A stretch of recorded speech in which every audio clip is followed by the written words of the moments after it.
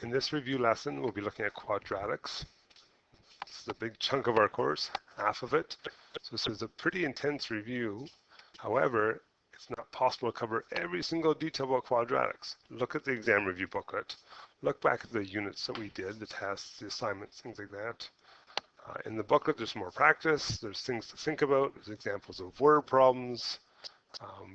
Yes, we have skills, but we also have to be able to apply them when it comes to quadratics.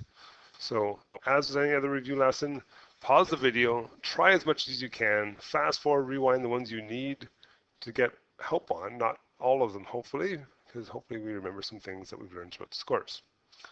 Okay, I'm going to go through the examples. You pause, watch them as you need to. I can go through them pretty quickly because they're just examples. We're not reteaching per se here. Okay, first question. Use finite differences to determine whether the following represent linear or quadratic relations. So way back at the beginning, we learned what a quadratic was. We said it was a U-shaped curve, it's got an x squared in it, and we can tell by looking at tables. In the tables, the finite differences are the differences between your y values. So we went up 7, we went up 9, we went up 11, we went up 13. Those are called the first differences. If they are all the same value, it's a linear relationship. If they aren't, we do the second differences, which are the differences of those. So from 7 to 9 is up 2, 9 to 11 is up 2, 11 to 13 is up 2. The fact that they're all the same number tells me that this is quadratic. The fact that they're positive actually tells me it's a quadratic that opens up. Okay, you guys can do the second one, of course. We went down 3, down 3, down 3, down 3. Hey, the first ones were all the same. Don't bother doing the second ones. This would be a linear relationship, just a line. Okay, next one. Beginning of the course, beginning of quadratics, we talked about how to identify, and then we talked about the 8 important points we're going to go through every single question about. It's going to come back to one of these big ideas. So I'm hoping by this point, with a picture, this would be a super quick one.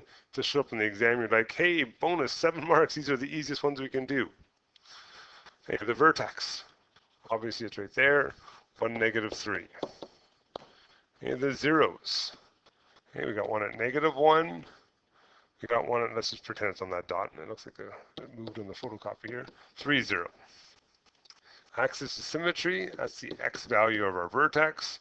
So our imaginary line. What did I say? -1. +1, how about that?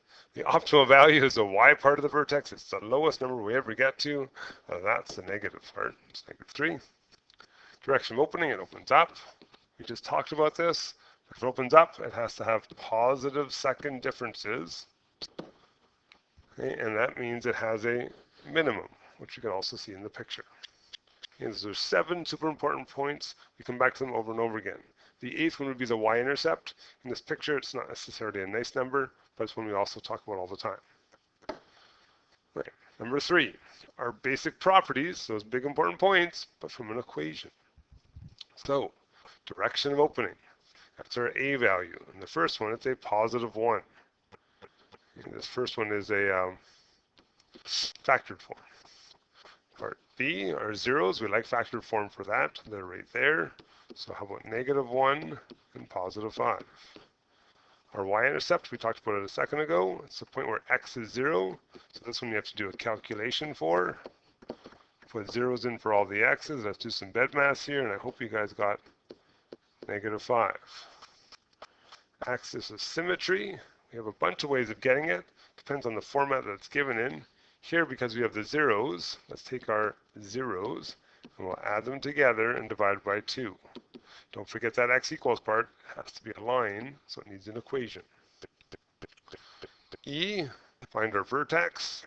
What have we always done with the AOS? We plugged it back in. 2 + 1, 2 - 5. Do the math. I got -9, so my vertex, make sure you write it as a point this time, is 2 and -9. Okay, and the last part says the equation in vertex form. That was our last unit. Okay, to make vertex form, we have 2 methods. We have completing the square, but even faster, if we already have the vertex, which we do, just fill it in. The a value was 1. We've said a is a, bracket, x, the vertex is a positive 2, so make it a negative 2 squared. And the y value is negative 9. And there's vertex form. All right, try the next one. Same questions, different version. This one is a standard form equation. But we can answer the same properties. May have to use different methods to get there. Okay, our direction of opening is still up because our a value is positive. Our zeros, this is a horrible form for zeros. We need to factor it to find our factored form so we can find our zeros. So I think of things that multiply negative 40, add to negative 3. Numbers are negative 8 and 5. This was a simple trinomial, so we fill them in once we figure them out. And now we can see our zeros are 8 and negative 5. Y-intercept, this is a great form for the y-intercept because if I make all the x's be 0, I'm left with a c value of negative 80. That's really fast. That's what this one's really good about. Okay, axis of symmetry. We could use our zeros like we did in the blue one, but I'm going to use the other version just to practice it. We have a formula. Okay, our formula is negative b over 2a. So in our case, b is negative 6. So let's make it a positive 6. And 2 a's, so 6 over 4 is 1.5. What do we do with that? We plug it back in as we always do. So 2 times 1.5 squared minus 6 times 1.5 and then minus 80. We need our calculators for that one. So I've got my calculator here real quick.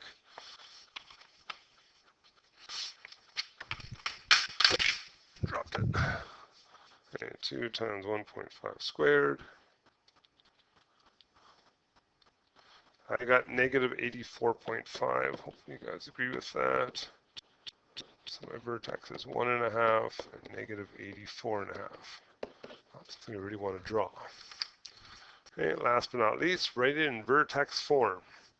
Want to do that, we write down y equals a. A is a. Still 2, never changes.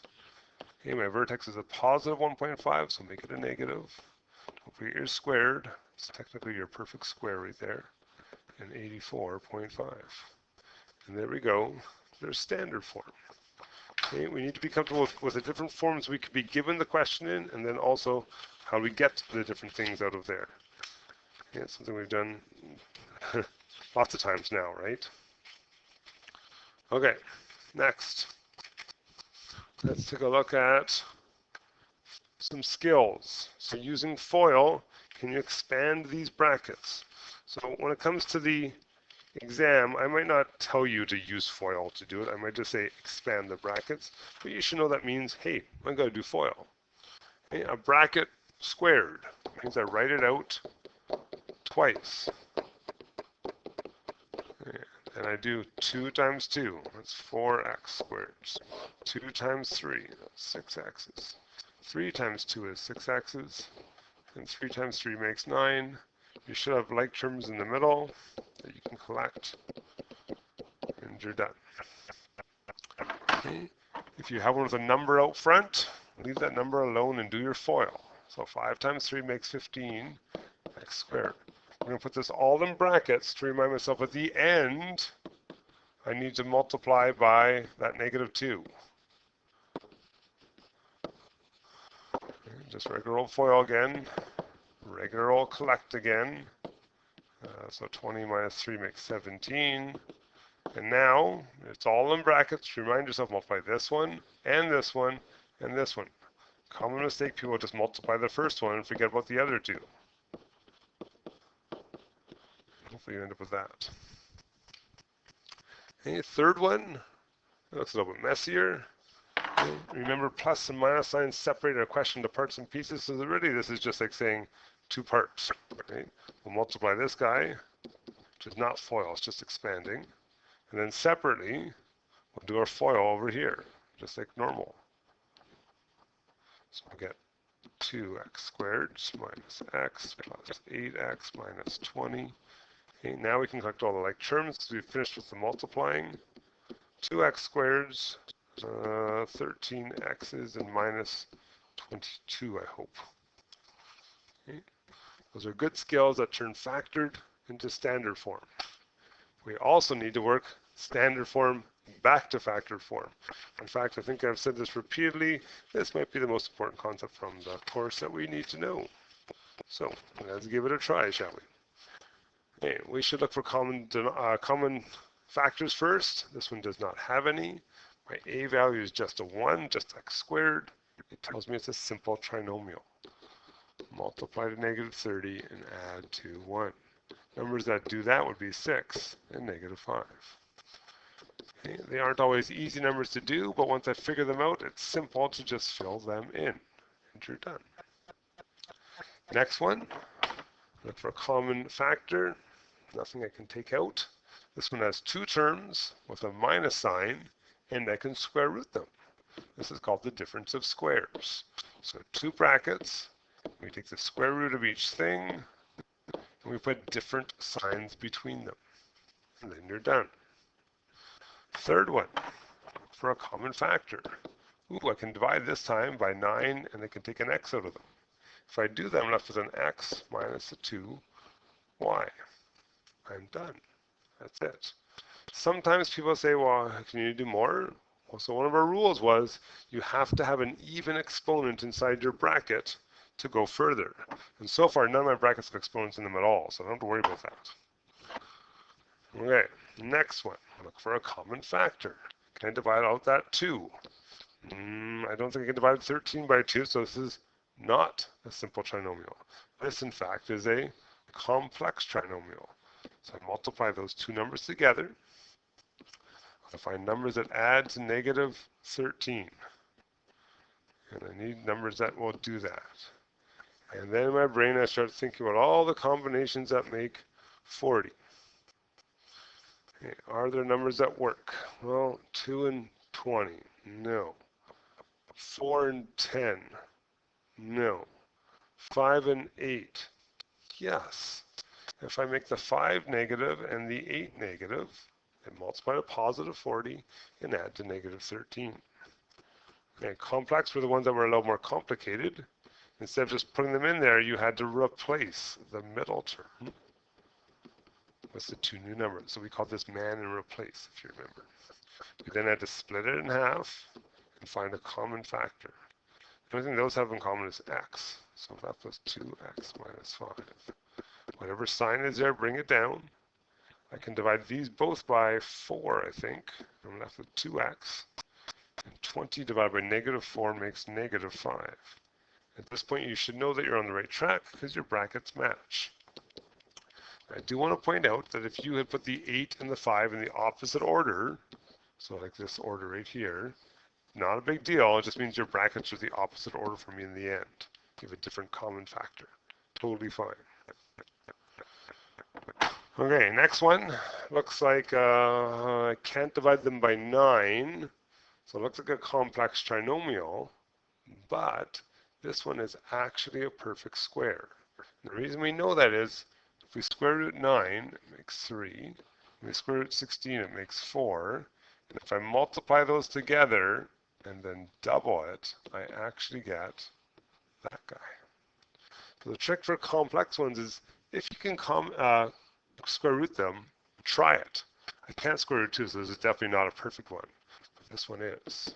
So how does this work? You take the square root of the first thing, the square root of the last thing, make sure it's perfect, you've doubled it, you take the middle sign.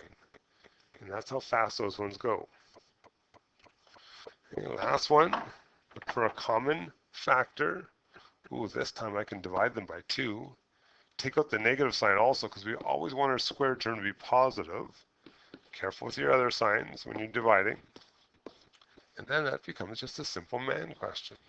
What multiplies to negative 27 and adds to negative 6 are the numbers negative 9 and 3. You can keep that value at the front. This is our A, it's our A, it's our A. A is A. Can't make it disappear. And we're left with factored form. Factoring is a huge skill to take forward to next year because we're going to use it throughout all of our courses. Okay, next, just some of the more recent stuff. Sketch me a parabola. Well, I can do that really quick in vertex form. So I'm actually going to answer the questions before I actually do the sketching part. I know it says sketch first and identify, but we'll go back and forth. Okay, what does a negative sign out front do? That vertically reflects our parabola, makes it open down instead of up. What does a 2 do? That makes our parabola bigger. It changes our step pattern, so it's a vertical stretch. Just to get ready for next year, we'll say by how much? By 2. Okay, the thing inside the bracket says +1, that's our left, right, and they always do the opposite. So this would be actually left 1. And this one would actually be up 5. If I was going to sketch this, I would literally take my vertex, which is left 1 and up 5, or in other words, oops, that's 4. Left 1 up 5 is right there, and say to myself, hey, my vertex is -1, 5. Wherever I went is my transformations. Okay, our step pattern will allow us to sketch things. The numbers you should remember are 1, 3, 5. We're going to multiply that by our a value, so -2, which gives us -2, -6, -10. In other words, we're going to go over 1 and down 2. Then over 1 and down 1, 2, 3, 4, 5, 6. And because it's symmetrical, we can do the same thing in both directions. And then we have a beautiful parabola really fast. Okay, we should be able to answer the other questions pretty quick. Which way is open? Obviously it's down. Our axis of symmetry is our x part of our vertex. What is the vertex? Well, we need that for drawing our picture. And how many zeros do we have? We got 2 of them. I don't know what they are. They're actually messy ones, but I know there's 2 of them. And this was the most recent one, so hopefully not stuck on our head still. Okay, let's go make some equations. Determine the equation of the quadratic relation under the following conditions. X-intercepts and y-intercepts, and it wants it in standard form. But here's the problem. We can't start in standard form. We can get to it, but we can't start in it. So we have to think to ourselves, what form can we start the x-intercepts with? Well, that would be a factored form equation, which looks like this.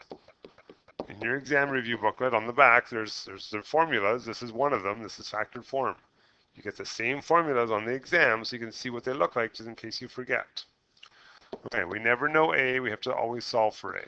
When you put your x-intercepts in, also called your zeros, be careful with your signs. They're the opposites. So -5 becomes +5.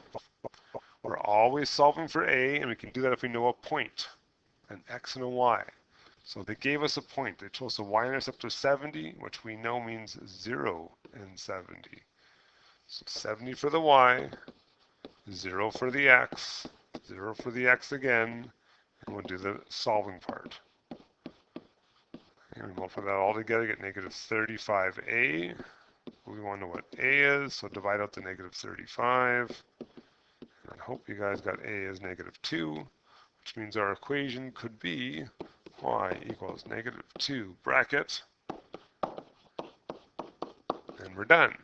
Oh, except it asks for standard form. What standard form look like? It's the one without the brackets. How to get rid of the brackets? Well, what we just did was foiling, and that's what we're going to do again. X squared, 5x, 7x, 35. Be careful with your signs. Collect the things in the middle, and multiply it all by -2. And you're done. There's standard form. Notice that your A is still your A, is still your A. It's always the same. And the second one's a little bit easier because it asks for vertex form and it gives us the vertex. So that's kind of nice. We don't change any formats afterwards. We just got to fill things in. Y equals A. Again, you never know A. You have to solve for it. Be careful when you put things into the brackets still. Opposite sign. Don't forget the squared, otherwise it's not a quadratic. Okay, we got to plug in our point. There's our x and our y this time, just a random point on the graph. So -4 for y, 6 for x. Okay. And then we'll solve for a. Okay, this one has a little trick to it. Okay, be careful when you're doing this. You're doing bed mass.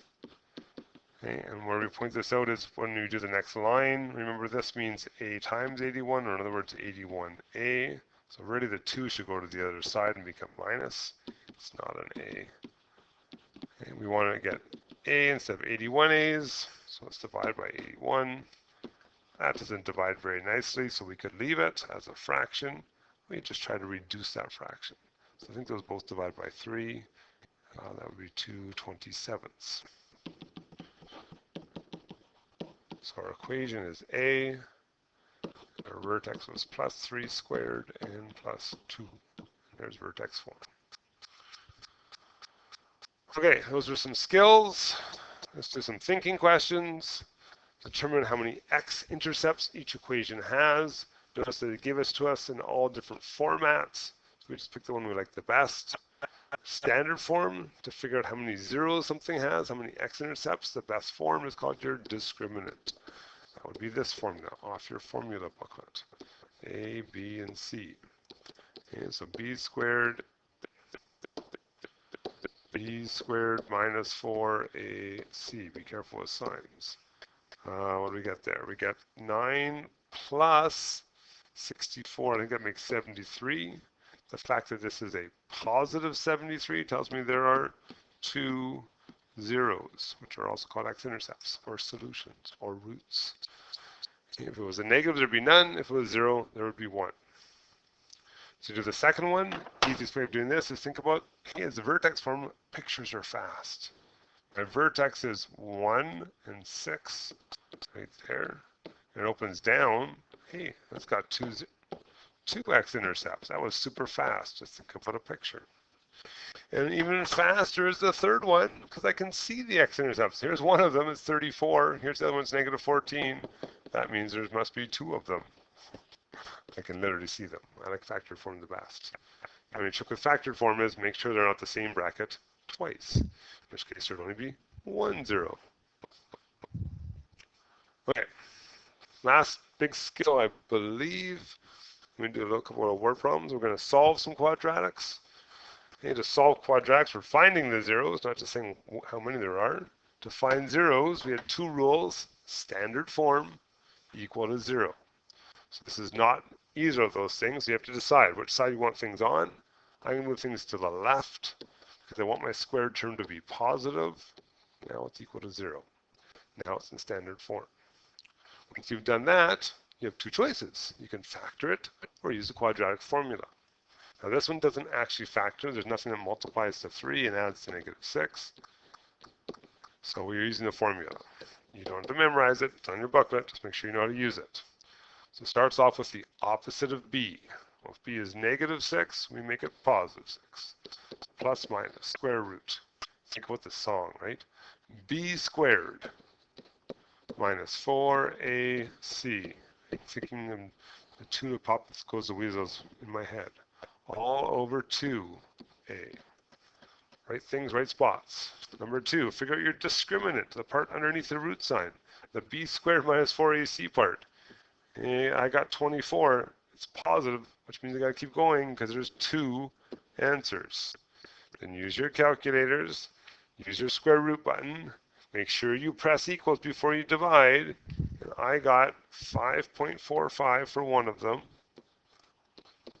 and 0.55 for the other. Hopefully you guys agree with those both answers.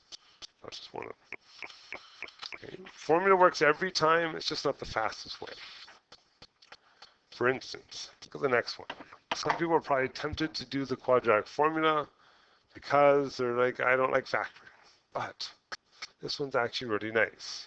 Okay, it's already in standard form. It's already equal to 0. And we can common factor this. We can make it easier before we start. Then I notice, hey, this is just a difference of squares. 2 brackets. Both have x. Square root of 9 is 3. A plus and a minus. And I've already put it in factored form. And now I can tell you what the zeros are. They're 3 and negative 3. I don't need the formula for that one. That would be a waste of time. It's so much faster to do with factoring. If you wanted to do the formula, you could. There's not wrong to do that. I won't mark you wrong on the exam. Just be careful that b is 0 for that one when you do that. Okay, last one here. It's definitely not in standard form. It's definitely not equal to 0. We've got to do some fixes before we start. So let's do some expanding of brackets. Let's do it on both sides, actually. So 3x. And then you got to decide what side you want things on. This time I'm going to move to the right because my squared term will be positive if I do that. We'll squish it in there. And I'll get x squared minus 7x. Okay, again, some people would be tempted to use the quadratic formula. This is factorable again. Common factor. Take out an x. You're left with x minus 7. Okay, my zeros are, well, this is a nice one, just 0 and 7. Again, you could use the quadratic formula if you want to from this line. Make sure that c would be 0 that time because there's no c value. Okay, but again, I think factoring would have been way faster. Okay, I got 2 word problems for us, 10 and 11, but I will tell you right now there are more word problems on the exam that you should practice. You should practice a money problem. I'm not going to do one today because we've done so many of them. Okay, you should be able to do ones with equations like we have here. And what was the other big ones we talked about? Things that are like sum of the squares. Things like that will come up probably. Okay, let's do the typical one. Andrew dives off a dock. His height above the water t seconds after diving is given by this equation. How high above the water is the dock? In other words, what is our initial value? What happens when we haven't done anything yet? Well, if I put 0 in for all the t's, the height is 3 meters. How long does it take to reach the maximum height? That's a giveaway word. I see the word maximum, I'm thinking vertex. So I say to myself, okay, axis of symmetry. I don't have any x's this time. I got t's instead. But same idea, negative b over 2a's. Negative 4 over negative 8, I believe, is 0.5 seconds. At 0.5 seconds, he's reached the maximum. Part C says, how far is he above the water at his highest? That's the other giveaway word. It's kind of like the maximum. So what do we do with an AOS always? We take that equation and we plug it back in. So I'll put it right beside you so we can plug it back in for all the t's. There's no tricks here. You say the words maximum or minimum or highest or lowest or all those things, you know it's the vertex question. Kind of like our typical question. And last but not least, how long does it take for him to hit the water? Well, when he hits the water, just thinking about what's happening here, he hits the water, his height is 0. I'm looking for the zeros. So I make my equation equal 0. And then I have to solve this. I got choices. I can use factoring or the formula. Now this one looks to me like a complex trinomial. I can't factor with the 4. Complex takes 3 lines. Quadratic formula takes 3 lines. I guess it's your choice at this point. Okay, we're not solving for x, we're solving for t this time. I'm going to use the formula. So I can do the opposite of b, plus or minus b squared minus 4ac all over 2a. Let's find that discriminant. We know it's going to be a positive because he does have to hit the water at some point. What do we get there? We got 16 plus 48. I believe that's 64. Oh, that's a nice number. You probably could have factored this one. And 2 times negative 1 is negative. Oh, that's a negative 4. Sorry. So 8. Okay. In your calculators, type that in. Let's see what we get. I hope you guys got negative 0.5 for one of them and positive 1.5 for the other one, which is the answer. Well, in this context, we can't have negative time. Can't go backwards in time to jump backwards off the board or something like that. So that's our inadmissible one. And it must be 1.5 seconds before he hits the water. It's our typical question of what goes up must come down. We've probably done it 30 times. You can probably guess that will be on the exam. Okay, last thing. The length of a rectangular plot of land is 7 meters greater than its width. So this is a rectangle question. So I can draw a picture. I don't know the width. I know the length is 7 meters more than that. It's greater. So add 7 on. The diagonal is 8 meters greater than the width. The diagonal goes from corner to corner. Okay? And it's 8 meters greater. So it's x plus 8. What are the dimensions of the plot of land? Well, before I started the last question, I said the sum of the squares question might come up. This is one of those. This is a rectangle, and I should be able to think to myself that really it's being divided into triangles that are right angled. This might be a handy use of Pythagoras. Where here's A and B and C. Or in other words, x squared plus x plus 7 squared is x plus 8 squared. That looks like the sum of the squares of two numbers. To solve this, we're going to have to write it out twice. And I would always get rid of the brackets before I start moving things. It just makes it easier for your sign stuff. We're going to do some FOIL. They're all positives, which makes life a little bit easier. I can write that pretty quick. Okay, I'm going to bring everything over to the left side. I guess I should have wrote that out faster, but that's okay. X squared minus 8x minus 8x minus 60 minus 64. Okay, what can I get rid of here? I've got 1x squared, 2x squared minus an x squared.